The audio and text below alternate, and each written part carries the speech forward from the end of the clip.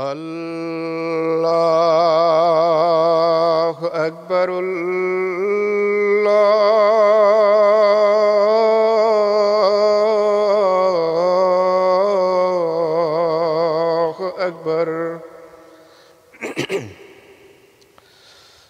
اللہ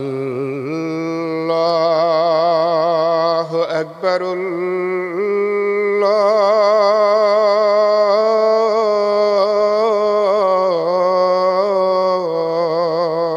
اکبر أشهد أن لا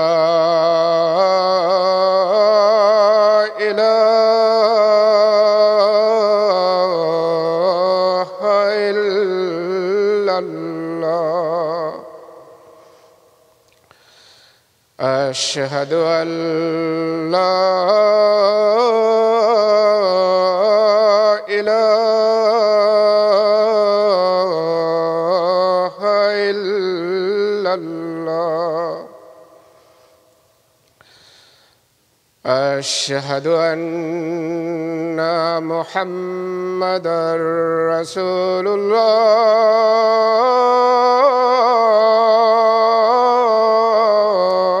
الله أشهد أن محمدًا رسول الله حي على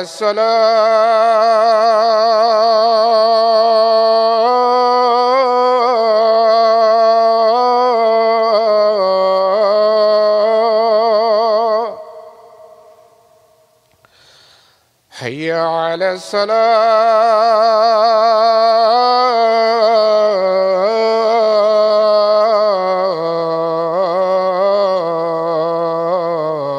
الصلاة حي على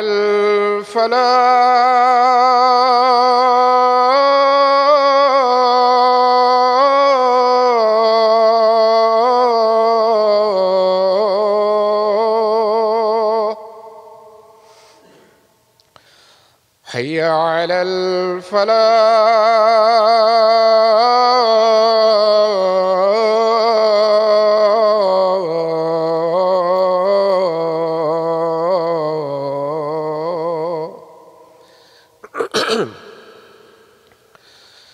الله أكبر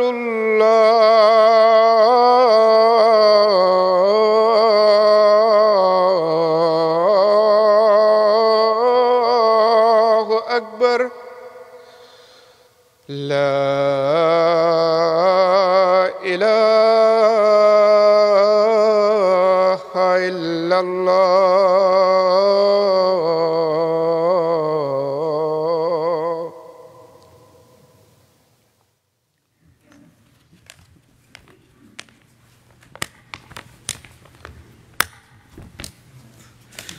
السلام علیکم ورحمۃ اللہ.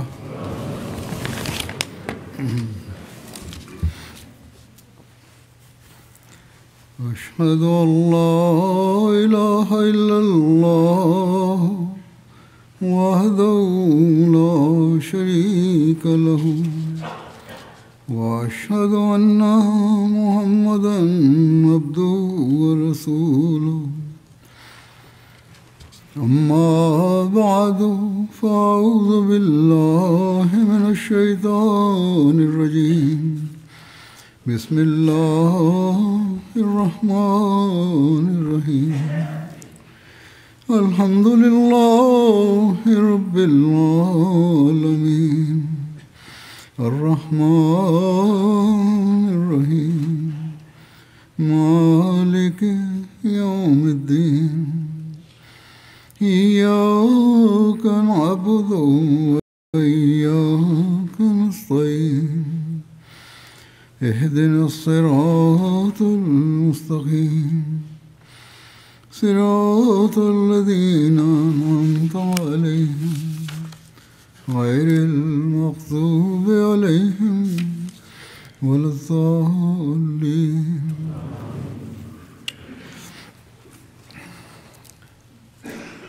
حضرت صلی اللہ علیہ وسلم کے فتح مکہ کے بعد مدینہ واپس آنے کے بعد بھی بعض مہمات پیش آئیں علیہ وسلم کو، جن کا میں ذکر کروں گا. ایک ذکر ہے سریہ قیس بن سعد بن عبادہ کا. یہ صدا کی طرف سن 8 ہجری میں ہوا.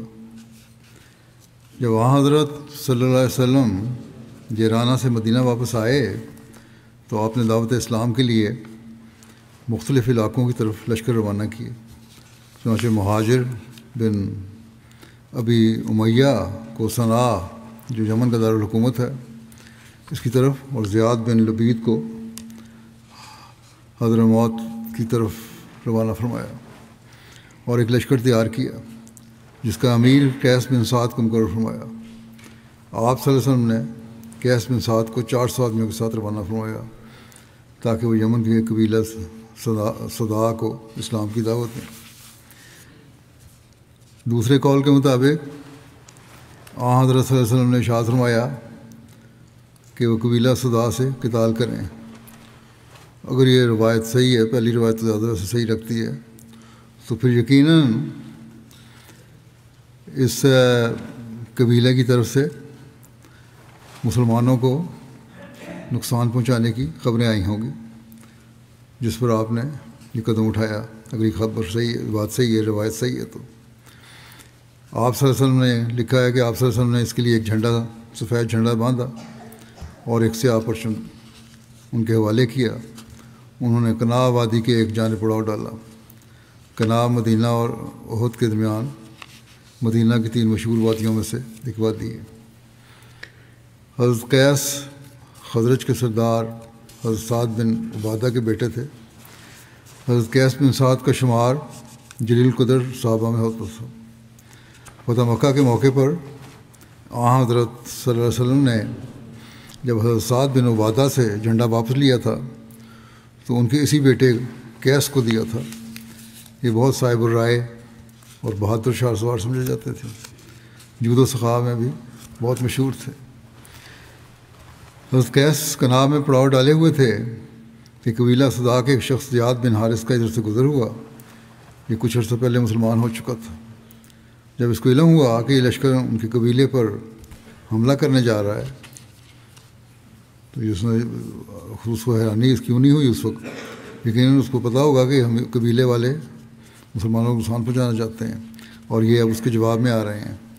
بہرحال جب اس نے یہ دیکھا کہ ان کے قبیلے پہ حملہ ہونے جا رہا ہے تو وہاں سے سیدھا وہ رسول اکرم صلی اللہ علیہ وسلم کی خدمت میں حاضر ہوا اور درخواست کی کہ آپ نے جو لشکر بھیجا ہے وہ واپس بلا لیں. میں اپنی قوم کی ضمانت دیتا ہوں اور اس کے قبول اسلام کا بھی وعدہ کرتا ہوں. یعنی ایک ضمانت تو یہ ہے کہ وہ مسلمانوں پر حملہ نہیں کرنے کے، نقصان نہیں پہنچائیں گے، اور دوسرا اسلام بھی آہستہ آہستہ قبول کر لیں گے. آپ نے اس کی بات قبول کرتے ہوئے لشکر کو واپس بلا لیا. اس بات سے بھی ظاہر ہوتا ہے کہ علاقہ فتح کرنے کی غرض سے یا قوم کو زیر نگی کرنے کی غرض سے آپ نے نہیں بھیجا تھا، بلکہ اسلام کا پیغام پہنچانے بھیجا تھا اور مسلمانوں کو محفوظ کرنا مقصد تھا. اور جس طرح زیاد بن حارث نے وعدہ کیا تھا انہوں نے اس پر عمل کیا اور گاہے گاہے ان کی قوم کے لوگ اسلام قبول کرتے رہے. اگر صرف زبردستی مسلمان کرنا مقصود ہوتا تو آہستہ آہستہ سمجھ آنے پر اسلام قبول کرنے کی اجازت نہ ہوتی. سیدھا کہا جاتا ہے کہ یا اسلام قبول کر لو یا تلوار ہے. بہرحال اس کے بعد جب انہوں نے آہستہ آہستہ تبلیغ کی تو اسلام بھی انہوں نے قبول کر لیا. کیونکہ ایک حملہ کرنا، زبردستی مسلمان بنانا تو اسلام کی تعلیم کے بھی خلاف ہے اور حضرت صلی اللہ علیہ وسلم کے اپنے فعل اور سنت کے بھی خلاف ہے۔ آپ صلی اللہ علیہ وسلم نے حضرت زیاد کو ہی ان کا امیر مقرر کر دیا جب اسلام قبول کر لیا انہوں نے، اور حضرت صلی اللہ علیہ وسلم نے ان کی قوم کو ایک امان نامہ بھی لکھ کر دیا تھا، اور جو مسلمان ہو جائے اس کو امان نامہ لکھنے کی ضرورت نہیں ہوتی، اس لیے لکھا تھا کہ ان میں سے بعض مسلمان نہیں ہوئے تھے۔ سریہ حضرت عیینہ بن حصن فزاری بطرف بنی تمیم، اس کا بھی ذکر ملتا ہے۔ یہ سریہ محرم 9 ہجری میں بنو تمیم کی طرف حضرت عیینہ بن حصن کی قیادت میں ہوا۔ اس کا پس منظر یہ ہے کہ حضرت صلی اللہ علیہ وسلم نے حضرت بشر بن سفیان کو قبیلہ خزاعہ کی شاخ بنو کعب کی طرف صدقات یعنی اموال زکوٰۃ کی وصولی کے لیے بھجوایا۔ یہ لوگ سقیہ اور بنو تمیم کی زمین کے درمیان آباد تھے، چنانچہ حضرت بشر بن سفیان کے حکم پر بنو خزاعہ کا مال ہر طرف سے ان کے پاس جمع ہونے لگا۔ بنو تمیم جو مسلمان نہیں تھے انہیں یہ اموال بہت زیادہ لگے تو انہیں اور کہنے لگے وہ یہ کیوں ناحق ہمارے اموال لے رہے ہیں، اور اپنی تلواریں نکال لیں۔ بنو خزاعہ نے کہا کہ ہم نے دین اسلام قبول کر لیا ہے اور یہ ہمارے دین کا حکم ہے، ہم دے رہے ہیں، تمہیں کیا تکلیف ہے؟ لیکن بنو تمیم نے کہا کہ یہ بشر بن سفیان کسی اونٹ تک بھی نہیں پہنچ سکتا۔ جھگڑے اور جنگ و جدال کی اس کیفیت کو دیکھ کر حضرت بشر بن سفیان بغیر کسی قسم کی وصولی کے خود ہی وہاں سے واپس چلے آئے۔ یہ بات بنو خزاعہ پر نہایت گراں گزری، بہت برا لگا انہیں۔ بنو خزاعہ نے بنو تمیم پر حملہ کیا اور ان کو یہ کہتے ہوئے انہیں وہاں سے نکال دیا کہ اگر تمہاری رشتہ داری نہ ہوتی تو تم اپنے شہروں تک نہ پہنچ پاتے۔ حضور صلی اللہ علیہ وسلم کی طرف سے ضرور ہمیں کسی آزمائش کا سامنا کرنا پڑے گا۔ اب ایسی یہ جو تم نے بات کی ہے اور ہم نے زکوٰۃ نہیں دی، تم لوگوں نے حضور صلی اللہ علیہ وسلم کے نمائندے سے اعراض کیا اور اس سے ہمارے اموال کی زکوٰۃ لینے سے روک دیا۔ دوسری طرف حضرت بشر بن سفیان نبی کریم صلی اللہ علیہ وسلم کے پاس آئے اور آپ کو حالات سے آگاہ کیا۔ آپ صلی اللہ علیہ وسلم نے فرمایا کون اس قوم کو سبق سکھائے گا؟ سب سے پہلے حضرت عیینہ بن حصن نے لبیک کہا۔ حضرت صلی اللہ علیہ وسلم نے حضرت عیینہ بن حصن کو 50 عرب شاہ سواروں کے ہمراہ بنو تمیم کی طرف روانہ فرمایا، جن میں مہاجرین اور انصار میں سے کوئی بھی نہیں تھا۔ عیینہ اپنے ساتھیوں کے ساتھ روانہ ہوئے۔ وہ رات کو چلتے اور صبح کو چھپ جاتے، حتیٰ کہ وہ صحرا میں پہنچ گئے جہاں بنو تمیم فروکش تھے اور اپنے مویشی چرا رہے تھے۔ جب بنو تمیم نے اس لشکر کو دیکھا تو سب کچھ چھوڑ کر وہاں سے بھاگ گئے۔ ان کے 11 مرد، 11 عورتیں اور 30 بچے قید ہوئے، جنہیں وہ مدینہ لے آئے اور نبی کریم صلی اللہ علیہ وسلم کے حکم مطابق حضرت رملہ بنت حارث کے گھر ٹھہرا دیا گیا۔ بعد میں بنو تمیم کے 80 یا 90 سرکردہ افراد پر مشتمل ایک وفد حضرت صلی اللہ علیہ وسلم کی خدمت میں حاضر ہوا۔ اس وفد میں ان کے قبیلے کے قادر الکلام شعراء اور خطیب بھی شامل تھے۔ بس یہ سب مسجد میں اس وقت آئے جب لوگ نماز ظہر کے لیے رسول اللہ صلی اللہ علیہ وسلم کا انتظار کر رہے تھے۔ وفد کے لوگوں نے سمجھا کہ شاید آپ صلی اللہ علیہ وسلم نے دیر کر دی ہے، تو ان میں سے کچھ لوگ حضرت صلی اللہ علیہ وسلم کے حجرے کے قریب جا کر اونچی آواز میں پکار کر کہنے لگے کہ اے محمد صلی اللہ علیہ وسلم ہماری طرف باہر آئیے۔ آپ صلی اللہ علیہ وسلم باہر تشریف لائے تو یہ لوگ رسول اللہ صلی اللہ علیہ وسلم سے گفتگو کرنے لگے۔ پھر رسول اللہ صلی اللہ علیہ وسلم نے ظہر کی نماز پڑھائی اور نماز پڑھ کر مسجد کے صحن میں بیٹھ گئے۔ وفد کے امیر نے کہا کہ ہم اشعار اور خطاب میں آپ سے مفاخرت چاہتے ہیں، یعنی تقریر اور شعر میں ہم سے مقابلہ کر لیں کہ کس قوم کا خطیب اور شاعر بلند پائے کا ہے. ہمیں فخر ہے ہمارے خطیب بھی اچھے ہیں، ہمارے شاعر بھی اچھے ہیں. آپ نے فرمایا کہ شعر و بیان میں مفاخرت میری بے عزت کا مقصد نہیں ہے. میں اس لیے نہیں آیا کہ اپنے شعر اور بیان اور تقریر کو پیش کروں فخر سے. میرا مقصد تو اللہ تعالیٰ کی طرف لانا ہے. لیکن تمہاری آمد کی یہی غرض ہے تو اپنے فن کا مظاہرہ کرو. اگر تم چاہتے ہو تو پھر ٹھیک ہے، کر لو، ہم اس کا جواب دے دیں گے. وفد والوں نے اپنے خطیب اطارد بن حاجب کو آگے کیا. اس نے تقریر کی. رسول اللہ صلی اللہ علیہ وسلم نے حضرت ثابت بن قیس بن شماس کو جواب دینے کا کہا. انہوں نے اس کے جواب میں زبردست تقریر کی جو اس کی تقریر پر غالب آ گئی، اس دشمن کی. حسان بن ثابت اس وقت مجلس میں موجود نہیں تھے. حضرت صلی اللہ علیہ وسلم نے ان کو بلوایا. اس کے بعد وفد کے شاعر زبرقان بن بدر نے اپنے اشعار پیش کیے.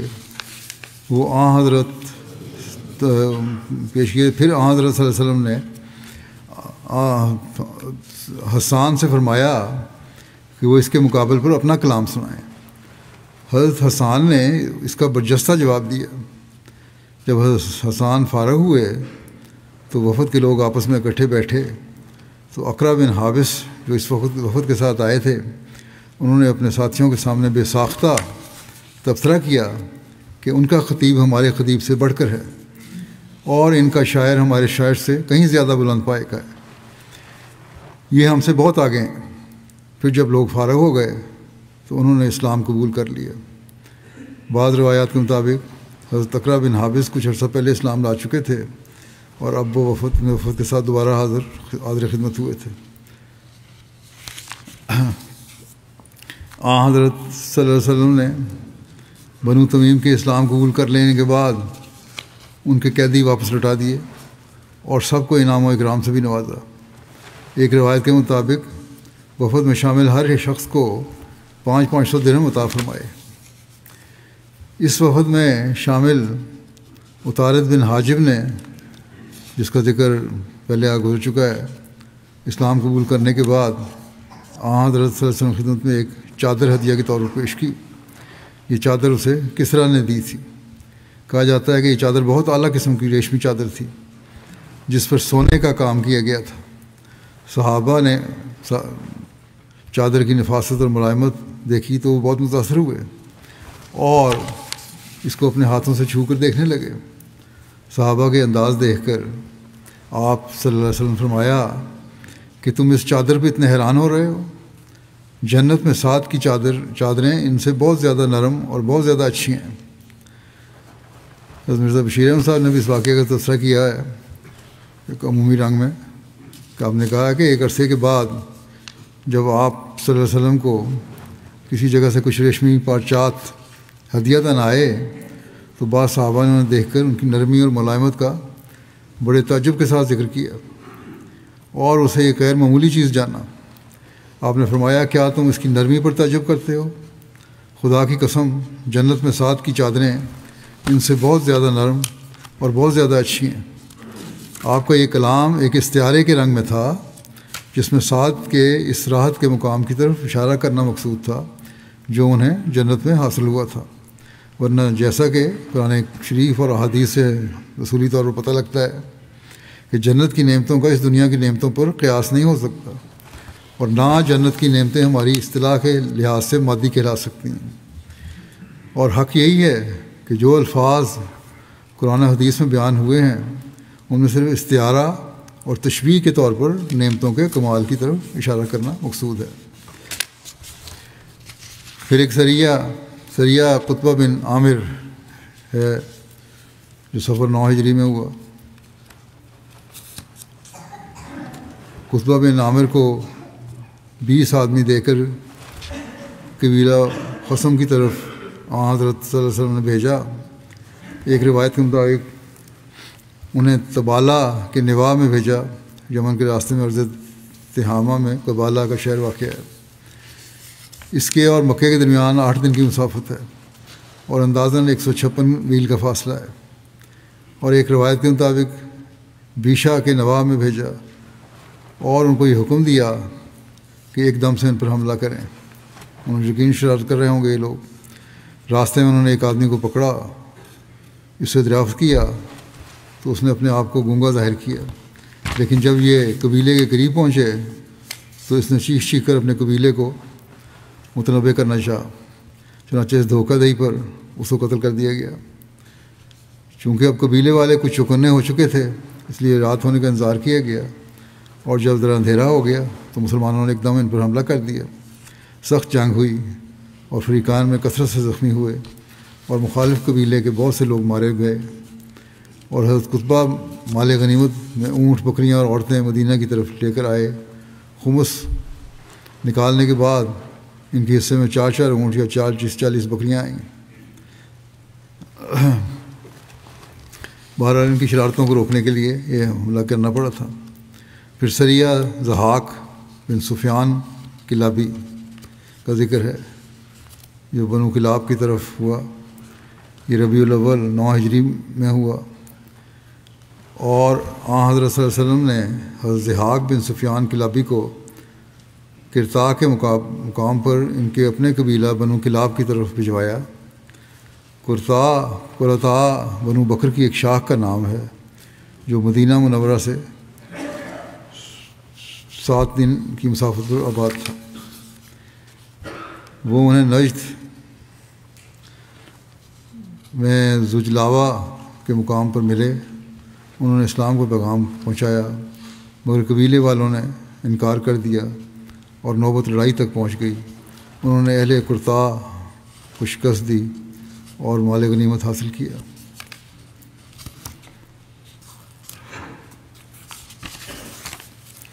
اس سریہ کا ایک ایمان افروز واقعہ یہ بھی ہے کہ سلمہ بن قرط ایک کافر تھا جو مخالفین کے سرگروں میں شامل تھا۔ البتہ اس کا بیٹا اسید بن سلمہ جو کہ مسلمان ہو چکا تھا، وہ مسلمانوں کی طرف سے اس لشکر میں شامل تھا۔ جب دشمن مسلمانوں کے حملے کی تاب نہ لاتے ہوئے بھاگا تو ان میں حضرت اسید کا والد سلمہ بھی تھا۔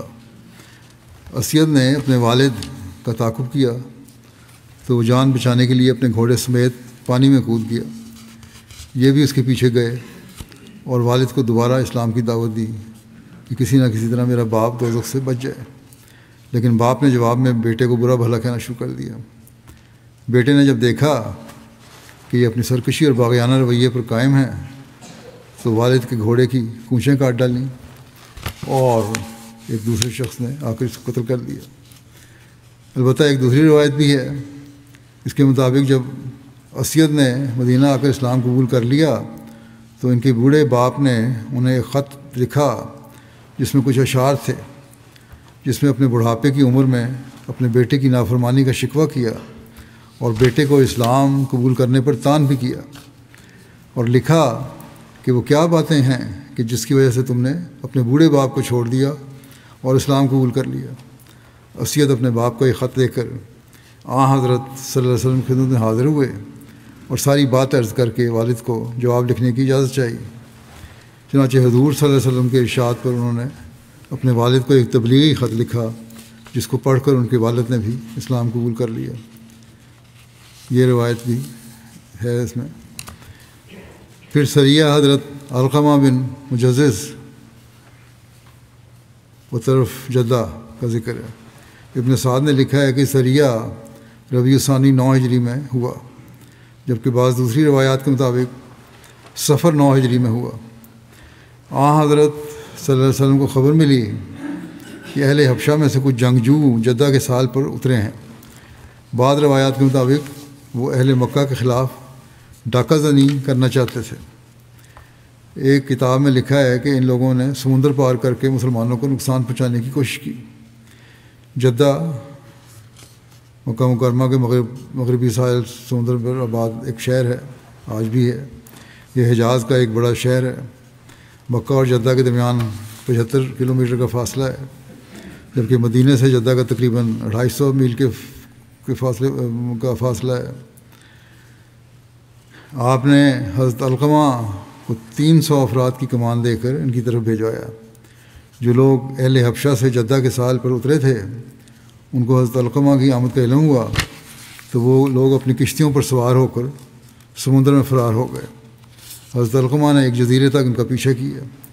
اس مہم کا ایک واقعہ قابل ذکر ہے جو یوں بیان ہوا ہے کہ حضرت ابو سعید خدری سے روایت ہے کہ رسول اللہ صلی اللہ علیہ وسلم نے ایک لشکر پر علقمہ بن مجزز کو سردار مقرر کیا اور میں بھی اس لشکر میں تھا۔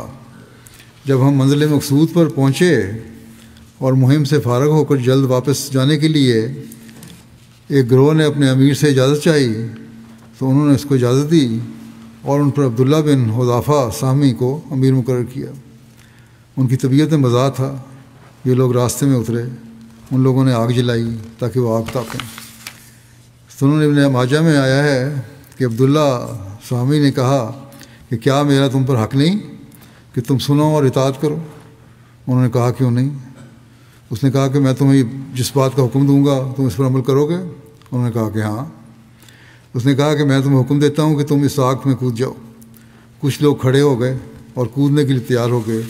جب اسے یقین ہو گیا کہ وہ تو کودنے میں لگے ہیں تو اس نے کہا اپنے آپ کو روک لو کیونکہ میں تو تم سے صرف مذاق کر رہا تھا۔ جب واپس آئے تو لوگوں نے اس بات کا ذکر نبی کریم صلی اللہ علیہ وسلم سے کیا تو رسول اللہ صلی اللہ علیہ وسلم نے فرمایا من امرکم منہم بمعصیت اللہ فلا تطیعوہ، جو تمہیں ان امراء میں سے اللہ کی نافرمانی کا حکم دے تو اس کی اطاعت نہ کرو۔ ایک روایت میں یہ ہے کہ آن رسول نے فرمایا لا طاعت فی معصیت اللہ انما طاعت فی المعروف، کہ اللہ تعالیٰ کی نافرمانی میں اطاعت نہیں ہے، اطاعت تو صرف معروف میں ہے۔ ایک اور روایت میں لکھا ہے کہ جب یہ واقعہ حضرت صلی اللہ علیہ وسلم کی خدمت میں پیش ہوا تو آپ سخت ناراض ہو گئے اور فرمایا لو دخلوها ما خرجوا منها الی یوم القیامہ الطاعت فی المعروف، کہ اگر وہ اس میں داخل ہوتے تو قیامت تک اس میں سے نہ نکلتے، یعنی آگ میں سے، کیونکہ اطاعت تو معروف بات میں ہوتی ہے۔ حضرت مسلمہ نے بھی اس واقعے کو بیان کیا ہے کہ جو امور شریعت کے خلاف ہوں ان میں اطاعت نہیں ہوتی۔ رسول کریم صلی اللہ علیہ وسلم نے ایک دفعہ ایک صحابی کو ایک چھوٹے سے لشکر کا سردار بنا کر بھیجا۔ راستہ میں انہوں نے کوئی بات کہی جس پر بعض صحابہ نے عمل نہ کیا، اس پر وہ ناراض ہوئے اور کہنے لگے کہ مجھے رسول کریم صلی اللہ علیہ وسلم نے تم لوگوں کو امیر مقرر کیا ہے اور آپ نے یہ بھی فرمایا ہوا ہے کہ جس نے میرے مقرر کردہ امیر کی اطاعت کی اس نے میری اطاعت کی، اور جس نے اس کی نافرمانی کی اس نے میری نافرمانی کی، اور جب میں رسول کریم صلی اللہ علیہ وسلم کا مقام ہوں تو تم نے میری نافرمانی کیوں کی ہے؟ اس پر صحابہ نے کہا کہ ہم آپ کی اطاعت کریں گے۔ انہوں نے کہا اچھا میں دیکھتا ہوں کہ تم لوگ اطاعت کرتے ہو یا نہیں۔ چنانچہ انہوں نے آگ جلانے کا حکم دیا، اور جب آگ جلنے لگی تو صحابہ سے کہا کہ اس میں کود پڑو۔ بعض تو آمادہ ہو گئے، تیار ہو گئے، مگر دوسروں نے ان کو روکا اور کہا کہ اطاعت امور شرعی میں ہے، ان کو تو شریعت کی واقفیت نہیں ہے، اس طرح آگ میں کود کر جان دینا ناجائز ہے، اور خدا تعالیٰ کا حکم ہے کہ خودکشی نہیں کرنی چاہیے۔ جب یہ امر رسول کریم صلی اللہ علیہ وسلم کے سامنے پیش ہوا تو آپ نے اس میں ان لوگوں کی تائید کی جنہوں نے کہا تھا کہ آگ میں کودنا جائز نہیں۔ پھر سریہ حضرت علی بطرف فلس بنو طے کا ذکر بھی آتا ہے، ربیع ثانی 9 ہجری میں ہوا۔ فلس نجد کے علاقہ کا ایک بت تھا اور قبیلہ طے اس کی عبادت کرتا تھا۔ اس پر نظر و نیاز کے ساتھ ساتھ اسلحہ بھی نظر کیا کرتا تھا۔ رسول اللہ صلی اللہ علیہ وسلم نے حضرت علی کو 150 انصار کے ہمراہ اس لشکر کی کہ اس کے اور جس میں 100 اونٹ اور 50 گھوڑے تھے بنو طے کے بت فلس کو گرانے کے لیے روانہ فرمایا۔ اس لشکر کی یہ خصوصیت تھی کہ سوائے حضرت علی کے باقی سب لوگ انصار تھے، مہاجرین وغیرہ میں سے کوئی نہیں تھا۔ بنو طے عرب کا ایک مشہور قبیلہ ہے۔ یہ لوگ شام کے قریب آباد تھے۔ آپ نے سریہ کے لیے حضرت علی کو ایک کالے رنگ کا بڑا جھنڈا اور سفید رنگ کا چھوٹا پرچم عطا فرمایا۔ حضرت علی صبح کے وقت حملہ آور ہوئے اور ان کے بت فلس کو منہدم کر دیا۔ بہت سارے قیدی اور مال مویشی قبضے میں کیے۔ مشہور سخی حاتم طائی کا یہ قبیلہ تھا، اور قیدیوں میں حاتم طائی کی بیٹی صفانہ بھی شامل تھی۔ حاتم طائی کا بیٹا عدی جو قبیلے کا سردار تھا وہ بھاگ گیا اور ملک شام کی طرف نکل گیا۔ قیدیوں پر ابو قتادہ کو نگران بنایا گیا اور مال مویشی پر عبداللہ بن عتیق کو نگران مقرر کیا گیا۔ حضرت صلی اللہ علیہ وسلم کے لیے خمس یعنی 5واں حصہ نکال کر باقی مال غنیمت تقسیم کر لیا گیا۔ البتہ حاتم کی بیٹی صفانہ کو انہوں نے تقسیم نہیں کیا اور گرفتار کر کے مدینہ لے آئے۔ حاتم طائی کی بیٹی صفانہ کو تمام قیدیوں کے ساتھ مسجد نبوی کے دروازے کے ساتھ ایک خیمے میں رکھا گیا۔ صفانہ بہت وہیمت اور زیرک عورت تھی۔ جب حضرت صلی اللہ علیہ وسلم اس کے خیمے کے پاس سے گزرے تو وہ آپ کی تعظیم کے لیے کھڑی ہو گئی اور عرض کی، یا رسول اللہ، میرا باپ فوت ہو چکا ہے اور جو سرپرست بھائی تھا وہ فرار ہو گیا ہے، بس مجھ پر احسان فرمائیں، اللہ آپ پر کرم فرمائے گا۔ آپ نے پوچھا، تیرا سرپرست کون ہے؟ اس نے بتایا، عدی بن حاتم طائی۔ آپ نے فرمایا، وہی جو اللہ اور اس کے رسول سے بھاگا ہوا ہے۔ آپ یہ فرما کر وہاں سے رخصت ہو گئے۔ اگلے روز آپ جب وہاں سے گزرے تو صفانہ نے پھر وہی کل والی بات دہرائی۔ آپ نے بھی وہی کل والا جواب دیا اور تشریف لے گئے اور وہ مایوس ہو گئی۔ تیسرے دن جب حضرت صلی اللہ علیہ وسلم اس کے خیمے کے پاس سے گزرے تو آپ کے ساتھ حضرت علی بھی تھے جو آپ کے پیچھے پیچھے چل رہے تھے۔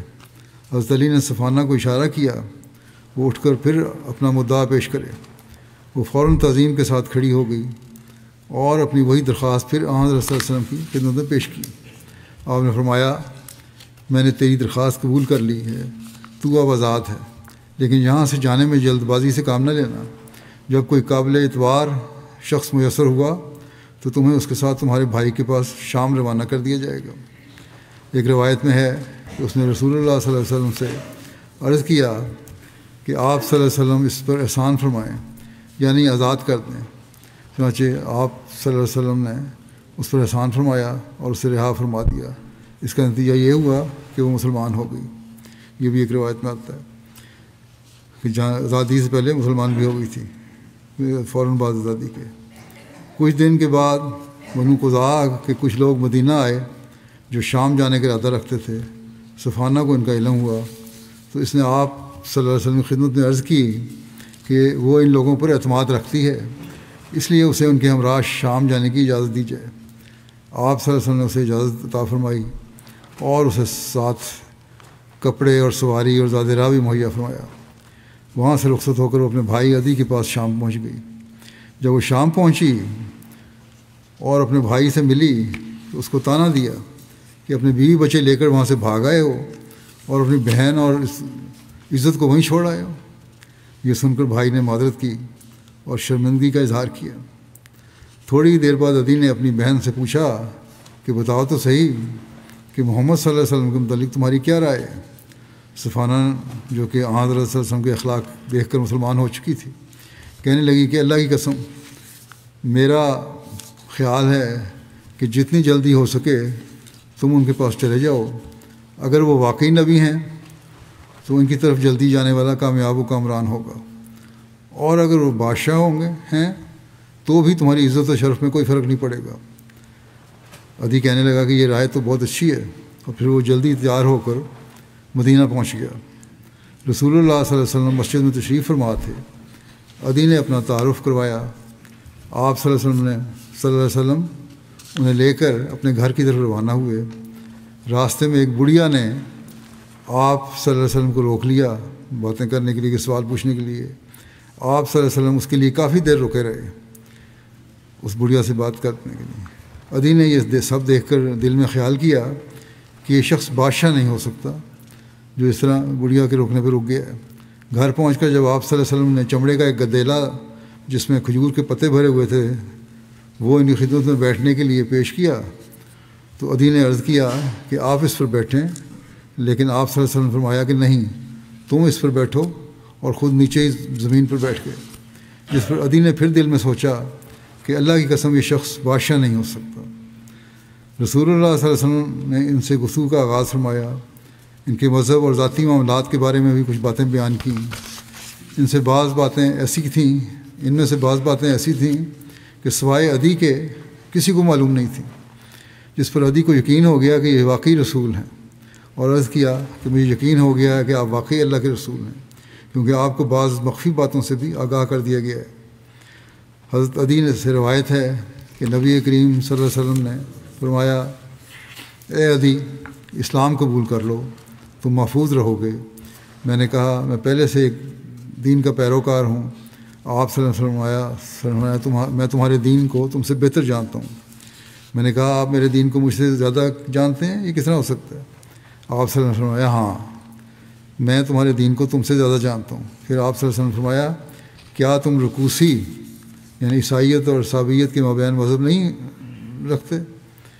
میں نے کہا، کیوں نہیں؟ آپ صلی اللہ علیہ وسلم فرمایا، کیا تم اپنی قوم کے سردار نہیں ہو؟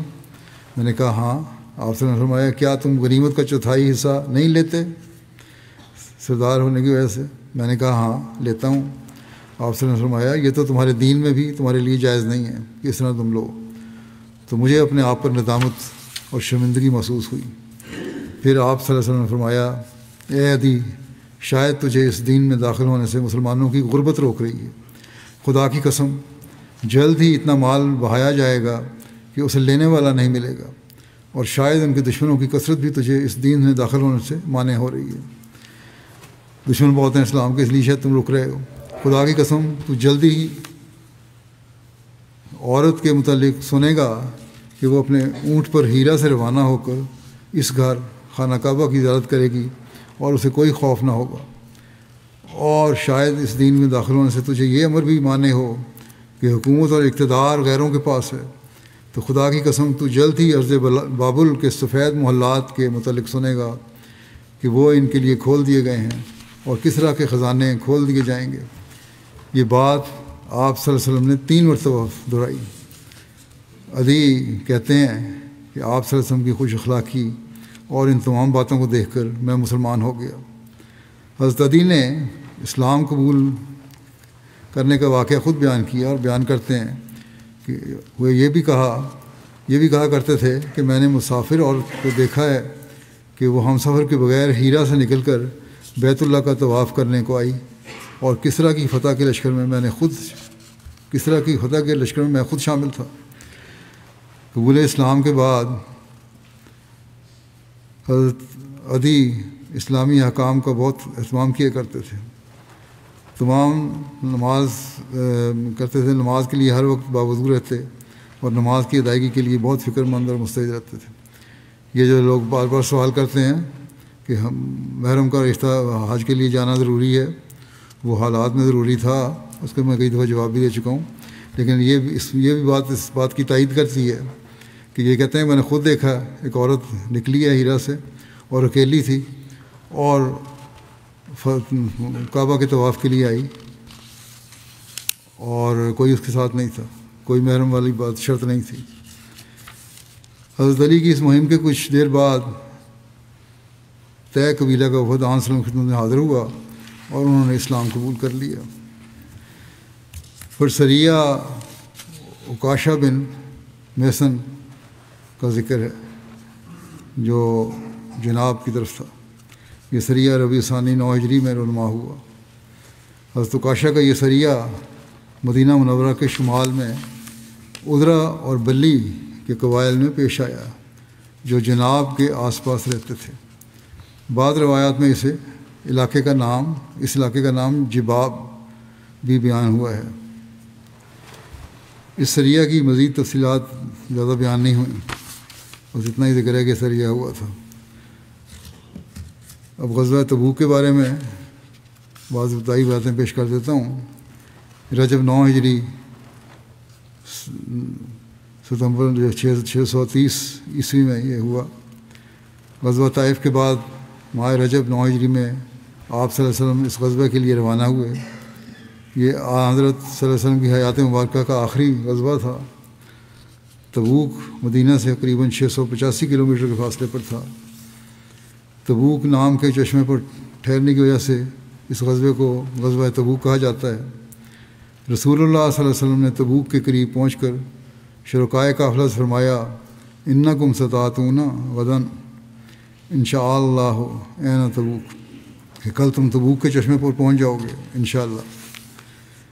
قرآن کریم میں غزوہ تبوک کا ذکر ساعۃ العسر یعنی تکلیف کی گھڑی کے نام سے کیا گیا ہے، اس لیے اس غزوہ کو غزوۃ العسر بھی کہا جاتا ہے، چونکہ مسلمانوں کو اس میں بہت دشواری اور تنگی کا سامنا کرنا پڑا تھا، مثلا شدید گرمی، دور کا سفر، سواریوں کی بہت کمی، راستے میں پانی کی شدید قلت تھی، لشکر کی تیاری کے لیے اخراجات کے لیے کی بھی کمی تھی اور اس کا بہت زیادہ سامنا کرنا پڑا۔ ان سب تکالیف کی وجہ سے اس کو جیش الاسرا بھی کہا جاتا ہے، یعنی تنگی اور تکلیف والا لشکر۔ اس غزوے کو غزوۃ الفاضحہ بھی کہتے ہیں، عربی میں فضاحت، رسوائی اور پردہ دری کو کہتے ہیں، اور چونکہ اس کی وجہ سے بہت سے منافقین کا حال کھل کر سامنے آ گیا جو ان کی مزید رسوائی اور پردہ دری کا باعث بنا، اس لیے اس کو یہ نام دیا گیا۔ غزوہ تبوک کے اسباب اور عوامل اور پس منظر کیا تھے؟ ویسے تو اہل مدینہ کو بیرونی طاقتوں، خاص طور پر رومیوں کے حمایت یافتہ بنو غسان کے حملے کا ہر وقت خطرہ رہتا تھا، اور ایسی اطلاعات بھی تھیں کہ یہ دونوں یعنی رومی اور غسانی کسی جنگ کی تیاری کر رہے ہیں۔ غسانی حملے کے خطرہ اور خوف کے بارے میں حضرت عمر خود بیان فرماتے ہیں کہ ہمیں ہر وقت غسانیوں کے حملے کا ڈر رہتا تھا، یعنی ہر وقت یہ خدشہ اور خیال ہوتا تھا کہ اب حملہ ہوا کہ اب ہوا۔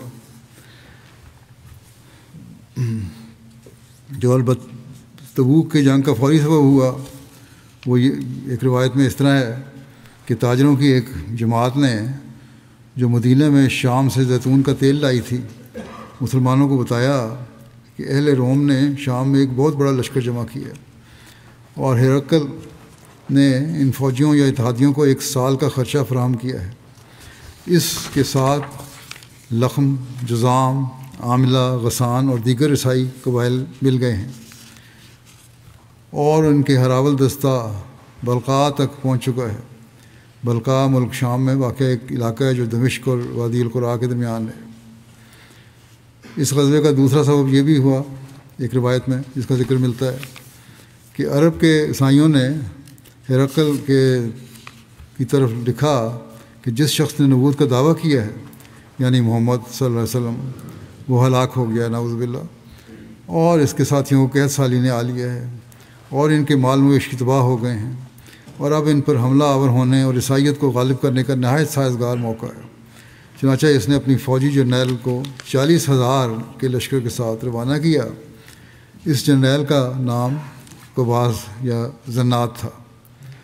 حضرت صلی اللہ علیہ وسلم کو جب اس لشکر کی خبر ملی تو آپ صلی اللہ علیہ وسلم نے بھی لشکر تیار کرنے کا ارشاد فرمایا۔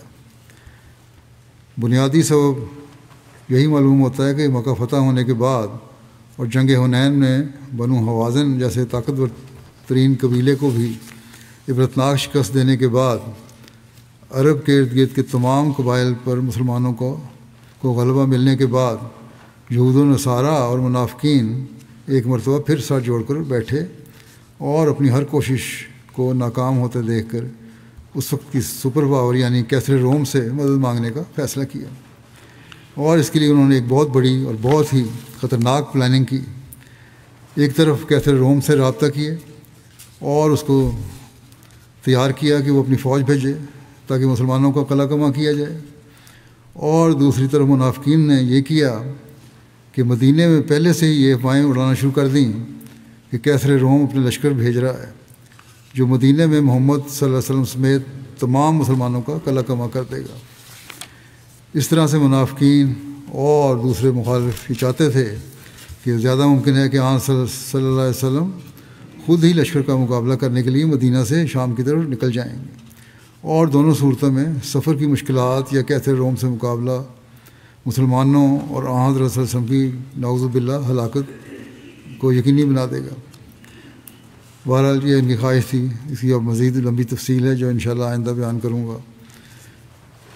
آج ربا میں مسجد مہدی گول بازار میں اس پر دہشت گردوں نے حملہ بھی کیا اور ہمارے 5-6 لوگ زخمی ہیں وہاں، 2 بہت زیادہ زخمی ہیں، آپریشن وغیرہ بھی ہو رہا تھا ان کا، اور لگتا ہے کہ ان کی حالت بہتر ہو گئی ہو، باقی زخمی بھی اللہ تعالیٰ ان پر فضل فرمائے۔ اور بعض جو 2 سیریس زخمی ہیں ان کے پیٹ میں گولیاں لگی ہیں۔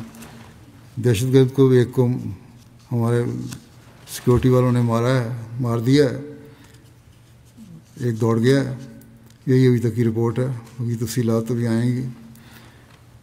اللہ تعالیٰ دہشت گردوں اور قانون توڑنے والوں اور جماعت کے مخالفین کو جلد پکڑے۔ پنجاب کی حکومت، وزیر اعلیٰ اور حکومت یہ دعویٰ کر رہے ہیں کہ پنجاب میں 100% جرائم کنٹرول ہو چکے ہیں اور کوئی مجرم نہیں رہا، لیکن احمدیوں پہ جو آئے دن حملے ہوتے ہیں، قتل شہید کیے جا رہے ہیں یا زخمی کیے جا رہے ہیں یا ان کے مالوں کو آگے لگائی جا رہی ہیں، اس کو شاید یہ جرم سمجھتے نہیں۔ اللہ تعالیٰ ان حکومتوں کو بھی عقل دے اور جلد ہی اللہ تعالیٰ جماعت کے حق میں نشان ظاہر فرمائے۔